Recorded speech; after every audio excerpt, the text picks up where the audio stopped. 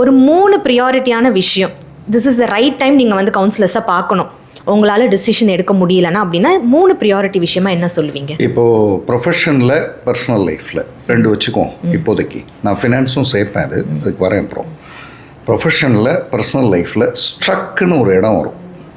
We are struck. முன்னையும் போக முடியல, பின்னையும் வர முடியல, விட்டுட்டும் போக முடியல, கூட்டிகிட்டும் போக முடியல. இப்படி வரும். ஒரு கம்பெனியை விட்டுட்டு போக முடியல, இந்த கம்பெனி கூடவே போகிறதுக்கும் என்னால் முடியல. ஒய்ஃபு அல்லது கணவர் எனக்கு விட்டுட்டும் போக முடியாது, ஆனால் கூடவும் வாழ முடியல. இது பர்சனல் லைஃப்பில். அது ப்ரொஃபஷனலில். இதே அப்படியே கொஞ்சம் ஃபினான்ஷியலாக எடுத்திங்கன்னா, இப்போ நான் செலவு பண்ணணுமான்னும் தெரில, இல்லை சேர்த்து வைக்கணுமான்னும் தெரில. ஏன்னா செலவு பண்ணாலும் பிரச்சனை ஆகிடுது. சரி, சேர்த்து வைக்கலான்னா மற்றவங்களாம் என்கிட்ட சண்டைக்கு வராங்க அப்படின்னு ஒரு ஸ்ட்ரக்னு ஒரு ஸ்டேட்டஸ் வரும். பொதுவாக ஃபேமிலியில் இந்த மாதிரி ஸ்ட்ரக்குன்னு வர்ற ஸ்டேட்டஸை வந்து ஒரு பொதுவான ஒரு நார்மலாக இருக்கிற ஒரு குடும்பம் வந்து 6 மாத கால அளவுலேயோ 3 மாத கால அளவுலேயோ அல்லது மேக்ஸிமம் 6ன்றது அதிகம், மேக்ஸிமம் ஒரு 9 மாத கால அளவில் அது சால்வ் செஞ்சிடும்.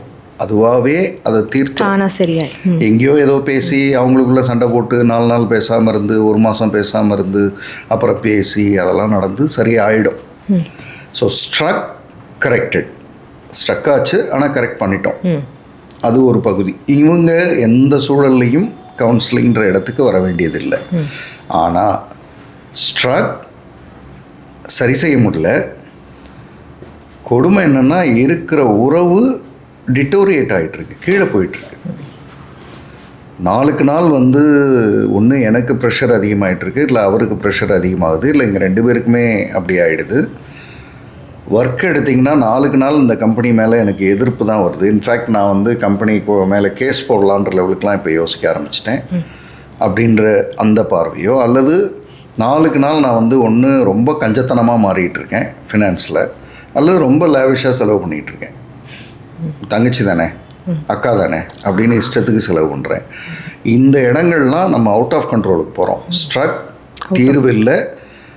உறவு ப்ரொஃபஷ்னலாகவோ ஃபினான்ஷியலாகவோ பர்சனலாகவோ நம்ம கையை விட்டு நகர ஆரம்பிக்குது. அது நம்ம கண்ட்ரோல்லே இல்லை. High time for us, for any one to come to counselling.